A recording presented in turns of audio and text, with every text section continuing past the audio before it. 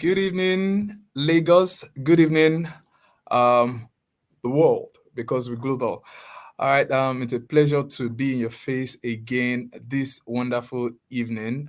It's holiday period. It's holiday season. It's Christmas 2 days ago.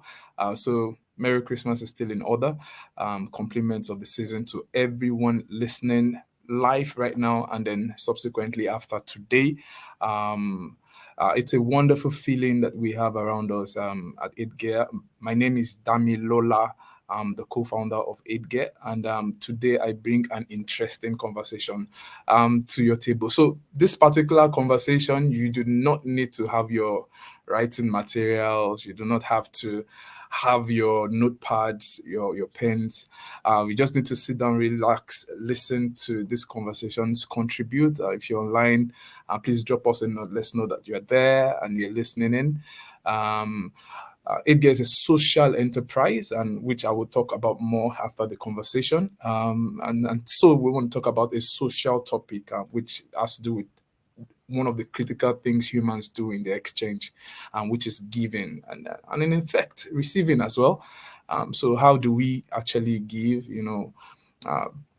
Is there a way that you give that is optimal? Is there a way that we give that can seem like a waste?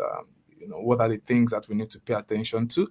And to do justice to this conversation, so it's not a monologue, I have a very good brother of mine, first and foremost, and a friend. Interestingly, a conversation with him very recently sparked up the need for us to say, let's have this conversation and trade open. And let's say some of these things so that people get to hear, the conversations that we had within ourselves. So it's an opportunity to hear your own perspective on this matter, and so that we can fully benefit from one another. It's going to be an interesting 40 minutes, and we're going to try to maximize and optimize the time that we have together. So without much ado, I'd love to introduce to the studio Mr. Chris Eidiamen, who happens to be a trainer and a workforce performance improvement and leadership expert. I can attest to it. We share the same chemical engineering background. He is the CEO of Global Serve Company after exiting the bank where he ran most of his career while he was in Nigeria. Currently, he joins us from the United States of America.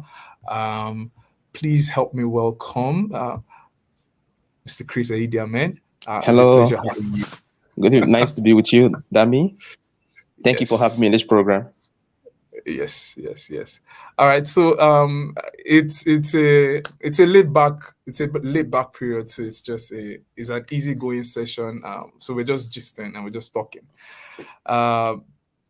So I would attempt to, ask questions that lead us in this conversation. So, but it's just a conversation, and we hope that even those of our listeners who are with us alive can chime in, and then we can get to hear their views. They can ask questions. So, if you have any questions in your life right now, please let's talk about it. So I'll start with this to open the conversation. It's Christmas season, and one of the things that is synonymous with Christmas is, this is a season of love. This is a season of joy. This is a season of happiness. So therefore, it's a season of giving. And then there is really no one who has not encountered the anything for your boy question at this period. So the question really is it that, this request, this asking to be given, and as some will say, this entitlement feeling, is it new? Is it something that becomes more complex as the generation goes by? Is it Generation Z issue? Is it millennial issue? Is there going to be a time, or was there any time in society where there was no need for someone to have to ask, or for someone to have to give a gift or to receive? Please let's start the conversation from there, sir. All right. Thank you, Dami.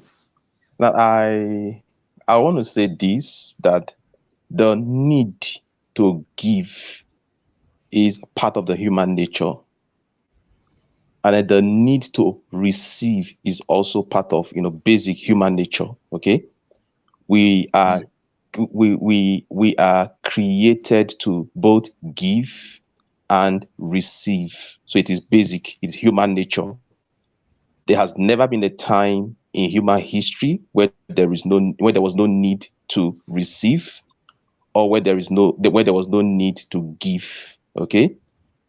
Mm-hmm. For as long as man has existed, and for as long as man will continue to exist, there will always be a need for help, a need to receive help, and a need to give help. It is a need. Okay. So the need to give is as important as the need to receive. Whenever you arrive at a point in your life where you don't need to receive from anyone anymore, or you don't need to give anymore, then something is wrong. Okay. Even the dead needs, have some needs. There's a need to be buried. The dead they need people to bury them. Okay. So man is created that way. Man is wired that way. Okay. Of course, Mm-hmm. in economy, we studied Thomas Malthus. Okay. We studied human wants and things like that. Human population is growing geometrically. The resources to meet human needs, human wants, is scarce, and resources is growing, arithmetically. Okay. So with population growth, the challenges human face have become more complex, diverse, and things like that. New kind of diseases surfacing, new kind of challenges, old challenges appearing to be new, sort of.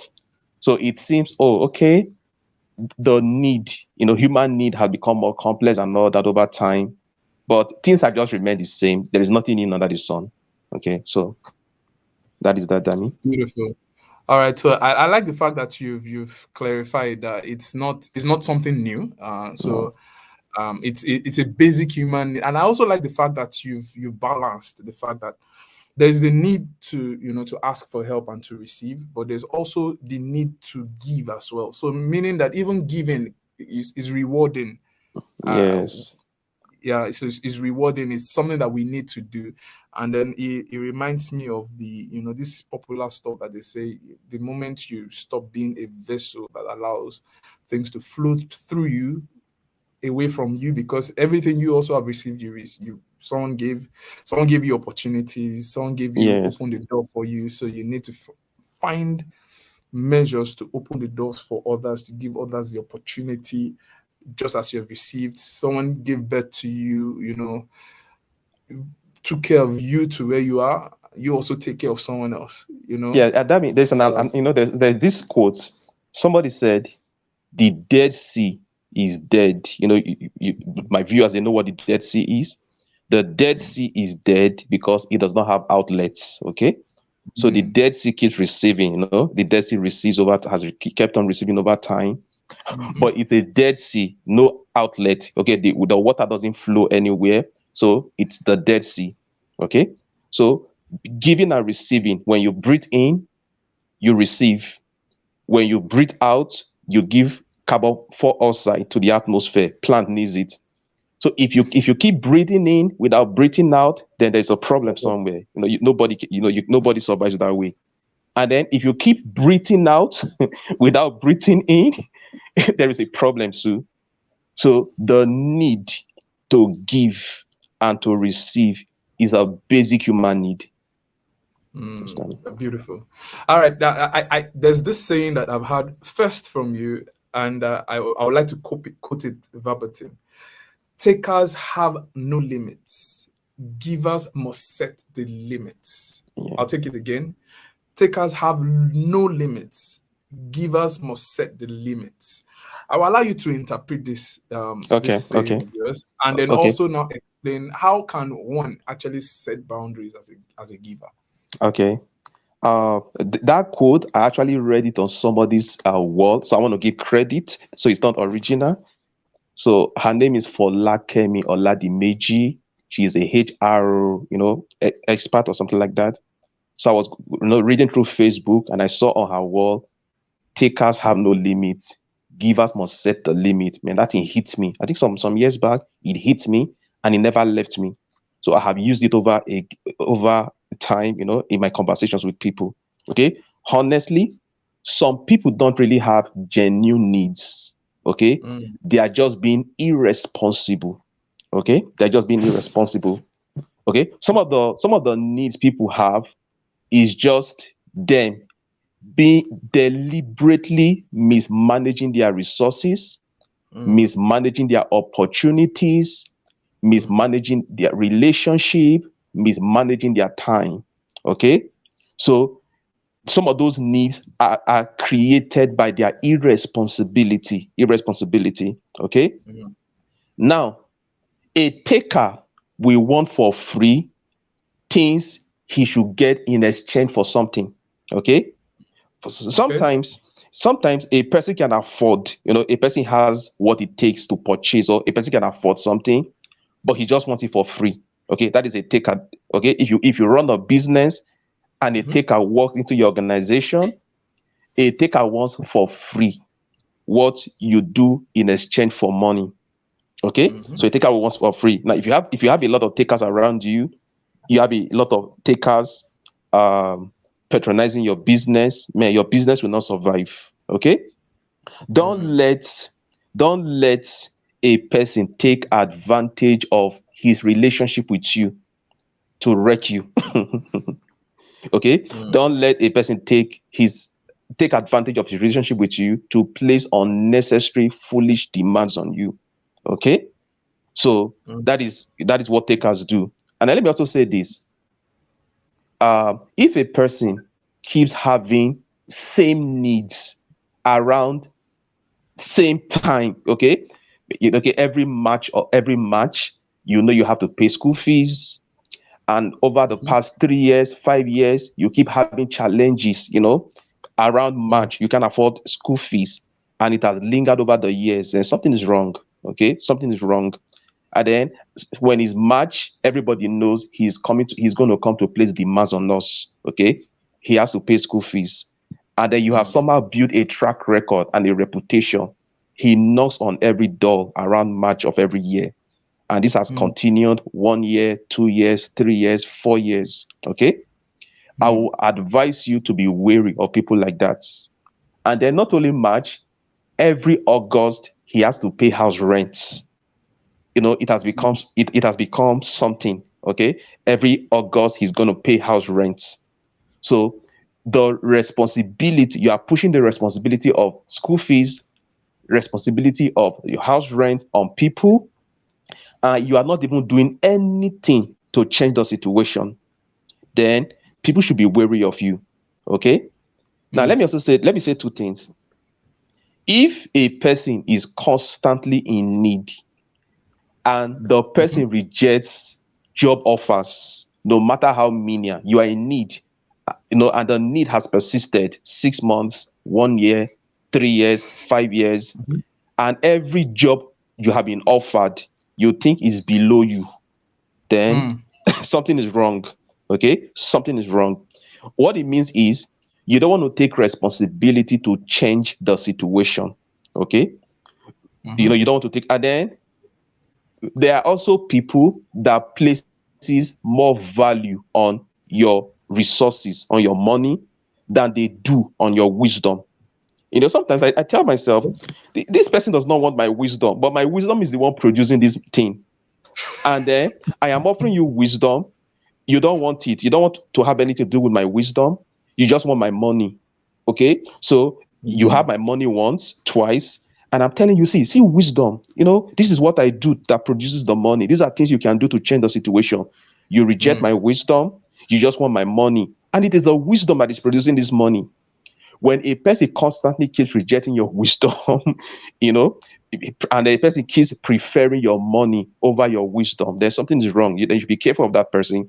Such a person is not willing to change the circumstances, of his life. So if you have such people, habitual takers around you, now it is okay to be in need sometimes and to Mm. call for help sometimes. It's okay. But when it has become a habit and you are not even making any effort to do something about it, to change the situation, to lift Mhm. yourself out of that situation, even though help has been offered, you know, you know, even though referral, you'll be referred to jobs, counsel has been given, suggestions have been made, you prefer to remain dependent on people rather than take practical steps to changing the Mm. situation, then you are a taker. Then we're going to set some boundaries, we're going to set some boundaries. Okay. So How that do is that. we? I think the hard question is, how do we set those boundaries? Do we say walk away? Do we say never knock my door again? How do we wisdom? Okay. How do we say such? Somebody, okay, there's somebody that kept, okay, let me say this. Sometimes what people need is not money, just advice. Okay. Okay. Now I'm a Christian. Okay. So I think in terms of Bible. Okay. Now there's the parable of the five wise virgins and five foolish virgins. At a time, at some point, the five foolish virgins asked the five wise virgins, "Can you give us some of your oil?" Do you know what the five wise virgins said? He said, "See, we have oil, but if we give you out of our oil, it's not going to be enough for you and for us. Mhm. But we are going to help you. We are going to show you the way to the market. Go to the market, do some transactions, buy oil for yourself. That way, we are safe and you are safe. Okay? We don't want to give to our own detriment. Sometimes what people need from you is guidance, not money. What people need from you sometimes is advice, not money. Okay. What people need from you sometimes is to connect them. Like I did that with someone recently. The person came knocking. I want money. I want transport fare. My child is hungry. And then I look at this person, two hands, two legs, smart. Because if you are smart enough to fabricate these kind of stories, then you are smart enough to work. Okay. So I said, this is what I will do for you. I used to train, in a security company. I'm going to refer you. Okay. So I gave the person the address. When you get there, mention my name. They'll remember me. They will offer you job. The person never did. Okay. There is nothing wrong with giving advice to people sometimes when they think what they need is money. And then there's also nothing wrong with saying no. Okay. There's nothing wrong with saying no. If all you have, in your answer box is yes and no, you won't survive very long. Okay. Just, Mm. you won't survive very long. So no, sometimes direction, guidance, sometimes, And sometimes minimal help sometimes. So you must learn to set the boundaries. Okay. So Yes. at this point, I would love to ask, and by the way, if any one of our viewers that are live, if you're live, you can drop a question. If you're not live, drop your questions all the same, and we'll get back and then drop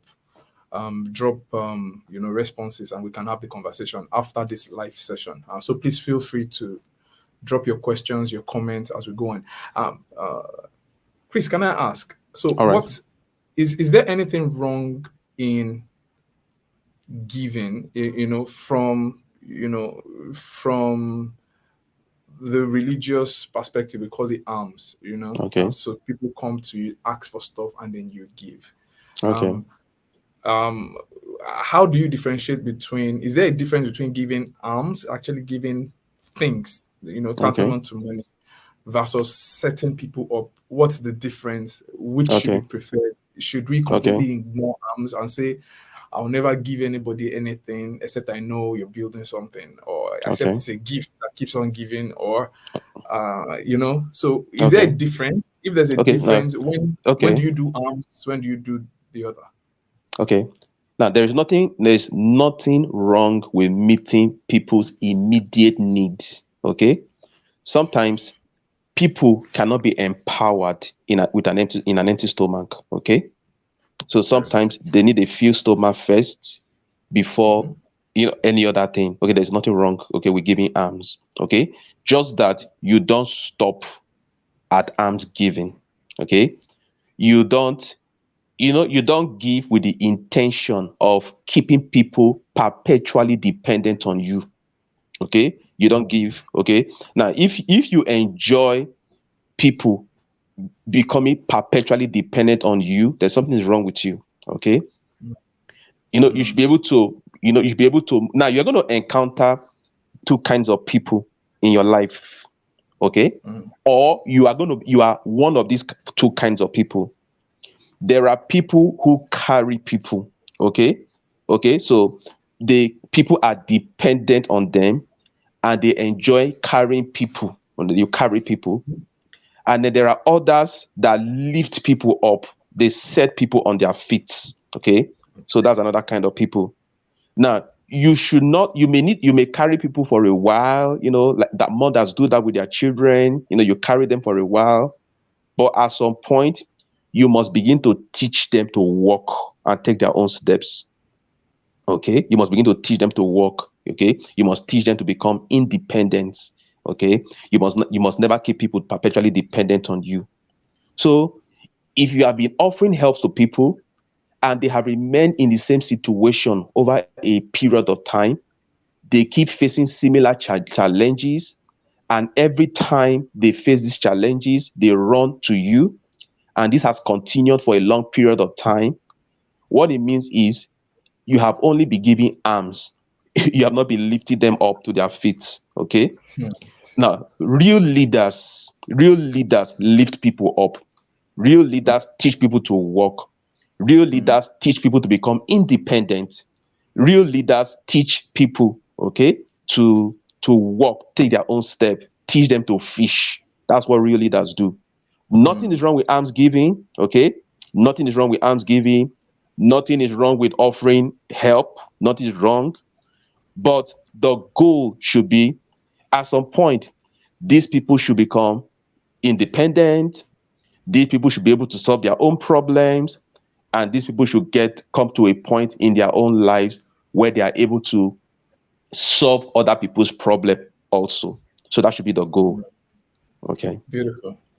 Yes, Beautiful. sir. I like that. Real leaders set people up and don't keep people needing them in perpetuity. And I think that's Yes, sir. that's my strongest takeaway from here. Yes, sir. And I'm going to try to attempt to actually even turn this around into the world of business. We're speaking socially right now, but Yes, sir. in the world of business itself, um, you also are looking for opportunities for employees that come into your space to also grow. Yes. Okay, you don't want them perpetually, being in servitude. Yes, Uh, sir. Over, you want them to grow, grow independently, grow in terms of what they are also able to do in terms of capacity and the likes. And I think it's fantastic. I also would love to emphasize what you said about and the fact that sometimes it's not actually money that is the issue. No. Sometimes it's just counsel. Sometimes it's Counsel. wisdom. Wisdom. And in the business world as well, I would love to say, and I normally say this to most startup founders that I speak to, and I've also experienced it. Sometimes and the truth is this: you said something that is so fantastic. I like it when you said that you cannot solve. Sometimes you cannot help a person on an empty belly. Yes. So sometimes you need to put something in that belly so that the mind is open to receive the counsel, and then they can move forward and they can be established. I also believe that in business as well, there is that place where founders think that all that they need is money, and sometimes it's actually not money directly. The capital is in wisdom. The capital is Wisdom. in relationships. The capital Yes. is in open doors. Is in That's right. partnerships that can make things happen for them, not necessarily one injection of some millions of naira into their business. All right, so we've been speaking on the part of the person who is giving, and I think it's an opportunity to just balance it with the perspective of someone who seems to be on the receiving side. So if for instance I'm in a place where I am actually at my lowest, and economically speaking, and I am currently struggling, and I'm hearing all of this, and I hope that I'm not interpreting it as, why are these guys coming to tell all my destiny helpers that they should tell me a no or help me? What sort of talk is this? This is discouraging talk. I beg, move away. What can we what how do we, I know that there are, for different circumstances there are different advice that one could give, but on the basis of the conversation that we're having right now, what will be the counsel you would have Okay. for someone who is going through a hard time economically? And then you can add this by explaining what type of mindset and you expect such a person to have towards the challenges and then towards how they get out of the hole. Okay. Okay. Now, nobody is immune from challenges. Okay. Nobody. Okay. Now, stars do fall from heaven sometimes. So nobody's immune from challenges. Okay. Now, I will say this to you. If you are going through challenges, the first thing you do is to identify the leakages. Okay. Okay. Especially now we are talking in terms of financial challenges. Yes. Identify the leakages. Okay. Sometimes the challenges is as a result of your expenses being more than the income. Okay. So you need to do a sincere evaluation. What am I spending money on that I don't really need? What can I do without? Okay. You identify the leakages. You don't have to compete with your neighbor. Okay. There is nothing wrong with withdrawing your children from a very expensive school and then putting them in a low fee paying school. Okay. Many of us attended public schools. Okay. And then we went, a lot of times we went for quiz competitions back, in secondary schools. We participated in quiz competitions and we did better than those who were attending private schools. Okay. So nothing is wrong. Okay. So take them from schools where they're paying high so much, put them in less paying school. You understand what I mean? Then Mm, there's nothing wrong in moving from Lekki, move don't those high, you know, area where people pay so much, and then move to a low rent. I know I understand. You know what I mean? of There's course nothing I do. wrong. Cut down on your expenses sometimes. It's not going to be permanent. It's just that you are being strategic. Okay, you're just being strategic right now. So there's nothing wrong with that.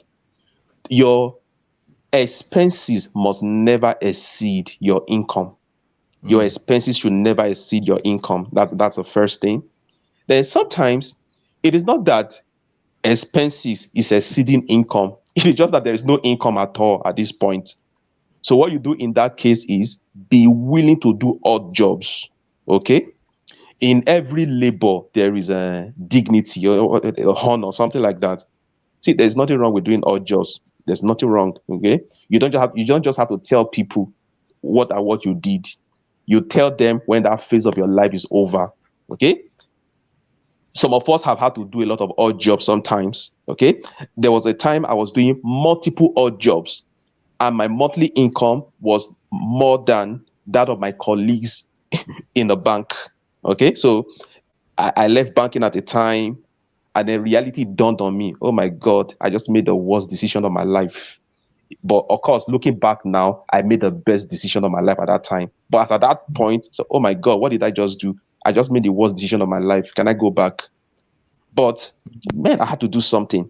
So I took up a lot of odd jobs, a lot of odd jobs. I assessed myself. What can I do?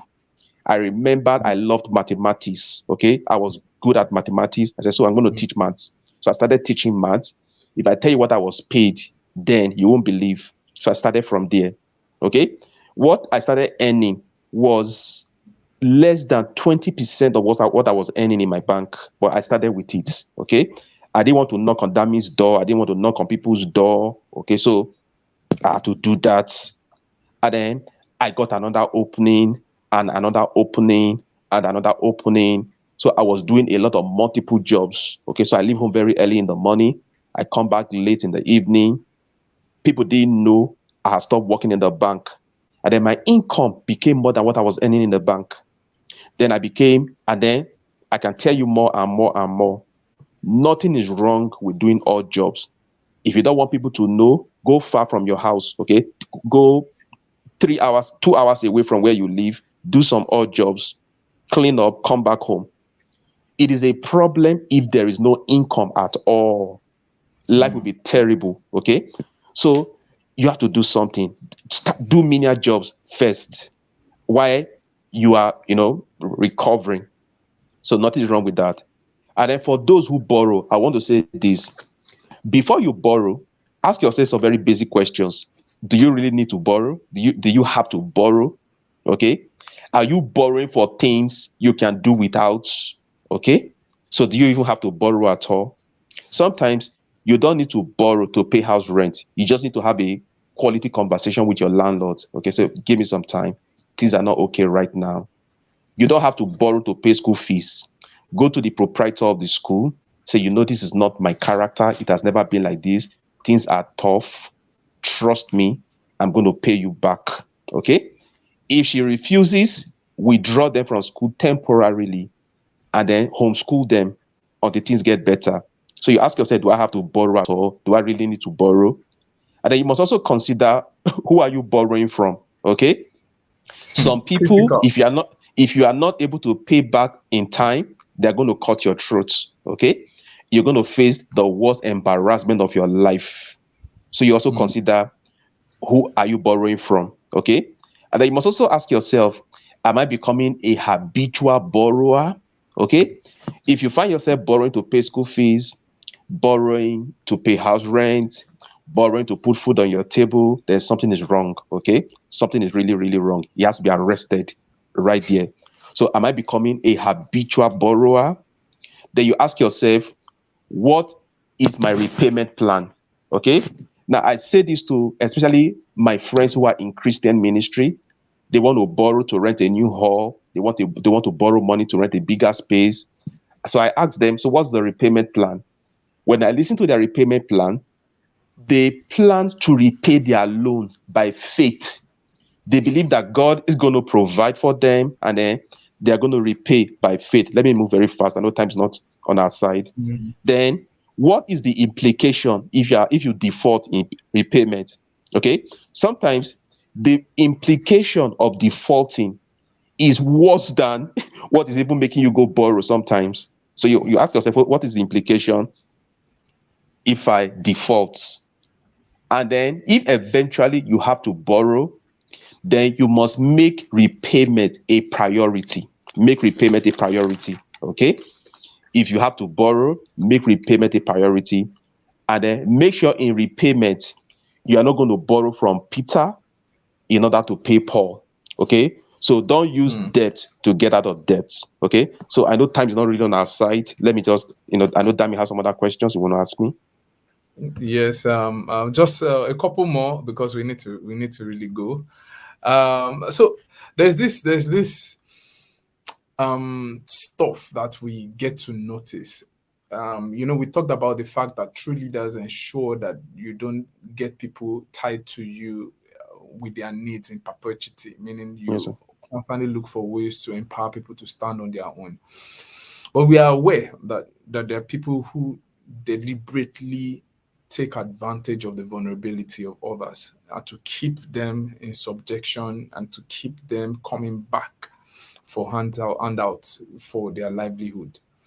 Um, this is just a weird question from Yes, from sir. from me. Is there anything that true leaders who know this can do to help such people? Um, Okay. Now, it is not everybody that wants to stand on their feet. Okay. Now, mm, we must understand that. Okay. okay. It is not everybody that. Now, you and I, we are we are ambitious. We want higher participation in the society. We want to Okay. contribute to the society. So we want Mm, to be empowered because we want to empower people. But not mm, everybody wants that kind of life. Okay. mm, Not everybody wants that. Some people mm, are okay with being taken advantage of. Some people are mm, okay with begging, in the streets. If you take them out of the streets, you've done the worst thing to them. They will find their mm, way back to the streets. Okay. You take the pig from the mud, the pig will find its way back to the mud. Okay. So not mm. everybody wants to be free. Not Wow. everybody wants to be, not everybody wants to stand on their feet. Okay. People are okay with being carried. The day you Mm, tell them rise up and walk, they have a problem with you. Okay, don't you know my lame feet is my capital? Okay, this is how I make my living. You just took it away from me. Did I tell you I want to walk? Okay, so mm, people are okay with that. Okay, now we can help people that wants to be helped. We can help people that want to walk. We can help people that want to stand on their feet. Okay, mm, but people who don't want to, there is nothing much we can do about them. Okay, so for as mm. long as this earth remains, there will always be people who will be taken advantage of. There will always be people who take advantage of people. Okay. So it will always be like that. Okay. Wow. There's things you said that, I'm recalibrating. I'm currently recalibrating. Wow. Okay. So we can't help people beyond how they want to be helped. I think Yes. it resonates with something I've read somewhere that the people love their chains. So Yes. sometimes when Yeah, people absolutely. actually do love their chains, you don't go breaking their chains. Yes, The sir. Yorubas have a very interesting adage. I mean, I mean, model it up, but I'll say it one foul relay your lorry, and I'll interpret. You don't cut the head you don't cut someone's hair in the absence of their head. It's so deep you can't literally just translate it. So that was interesting to note. So I think the final question before I make some announcements, and tie what we did it get to some of the conversations we've done, right? Because I'm sure some people wondering, okay, what's the it get? What we're talking about giving, receiving, giving optimally, and what does that have to do with what we do? And I'm going to try to attempt to tie it all up right now. So we are clear that we need to give, because if we don't contribute, we become the Dead Sea, we become dead ourselves. So we need to find out channels, we need to find out opportunities to actually open doors for others, help people who want to be helped, like we've all agreed, to lift them up. And then so is there any way that one should go about thinking, sustainable giving? Like we themed this conversation, how to give the gift that keeps giving. So what do we look out for when we want to make an attempt to give in that manner? Okay. And that is the last one from me. Okay, let me say this, okay? The money is the lowest kind of gift we can give to a person. Okay? Beautiful. Okay, so money is the lowest kind of gift we can give to a person. Okay, the highest kind of gift is when you is human capacity building. Okay, to inspire people. Okay, so become a giver who inspire people, create opportunities for people, show the way.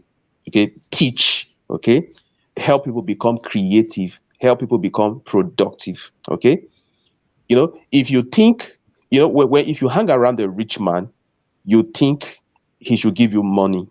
Okay, but when you hang around a rich man, he should teach you. Okay, he should train you. Okay, he should help you rewire your mind. Okay, Hmm. so that if you find yourself in the desert, you are able to reproduce his kind of results. Okay, Hmm. so money is the lowest kind of gift. Okay, so I believe, human capacity building.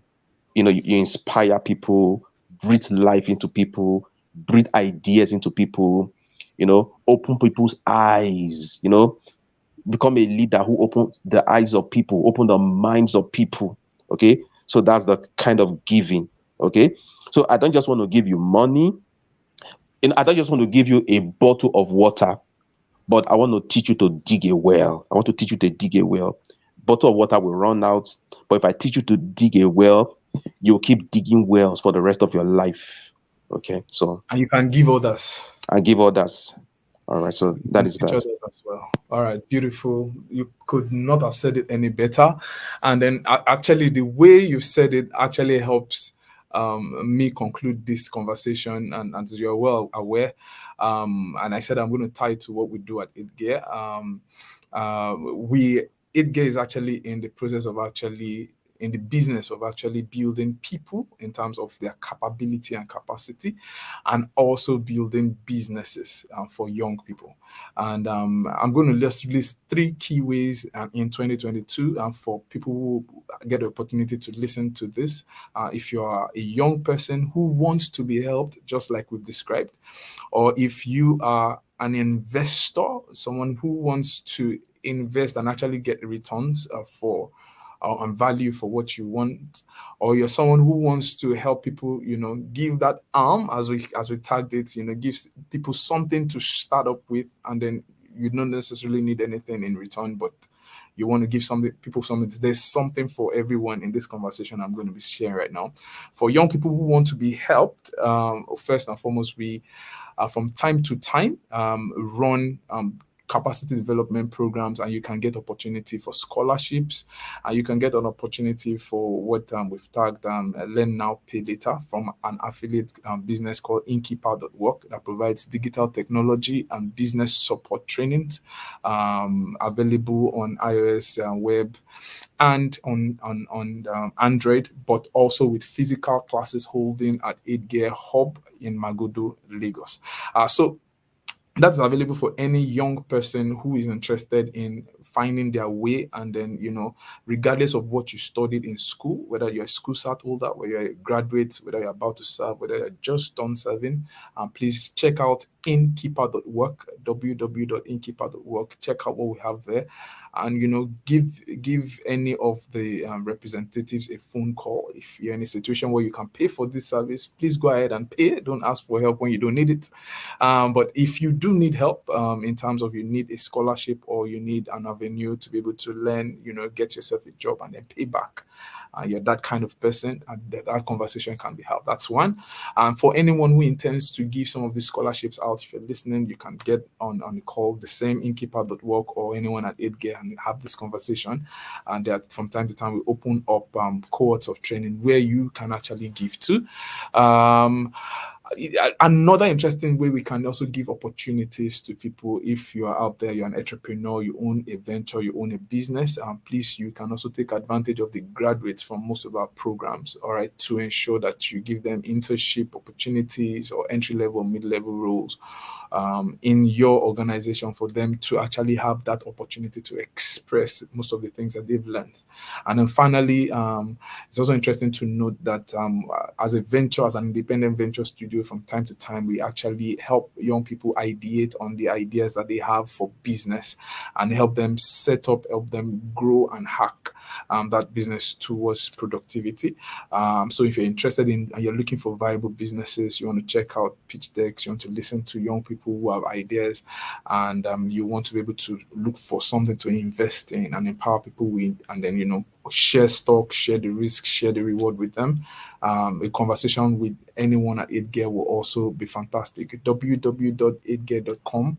8gearpartners.com is the place to visit for our content. If it interests you, that 8gear currently has a relationship, has a center in Lagos, but also has an annex in Akure right now, in on the campus of the Federal University of Technology, Akure, in partnership with the institution to run the technology and incubation center for the institution. So a lot to benefit from in 2022 as a young person seeking to grow, as an older person seeking to invest, um, as and someone who wants to just give and support in a very sustainable manner. I like the fact that some of the things that you said, Chris, helped me crystallize this to be able to share this better with people. For any additional information you need, please drop us a message in the chat. I would love to say a very big thank you to my brother, my friend, Chris Aidiamen. Thank you, Dami. I know that this call was on a short notice, and you're able to make it, and we're able to have this conversation. I believe that people who have listened would have picked one or two things from what you've said. Some very key comments I'll read out. Adeban just says, "These words are heavy to comprehend in one sitting." Thanks, Mr. Chris Aidamen, for this. What a way to wrap up the year. Ayomide Ajayi says that rare advice spawning down here. Titi Ekunda, who I actually know in person, also says engineers are the best. She happens to be a chemical engineer herself. These are some of the comments. I'm not sure I saw questions from other platforms. It's a technology issue. It will be resolved, and I'll go to other platforms and respond to everyone there. So a wonderful 2022. I wish everyone watching this in 2021, and if you're watching it in 2022, it's a wonderful year ahead. Thank you, Mr. Chris. Thank you, Any sir. last words from you? Yeah. I want to encourage you, keep on being a giver. Okay, don't shrink from a lifestyle of giving. I also want to encourage you, of course, give responsibly. Don't be a wasteful giver. And I also want to encourage receivers. Money is the lowest kind of gift you can receive from a person. Other things to receive: attitude, inspiration, and all of that. So see you in 2022. Bye for now. Thank you so much, sir. All right, sir.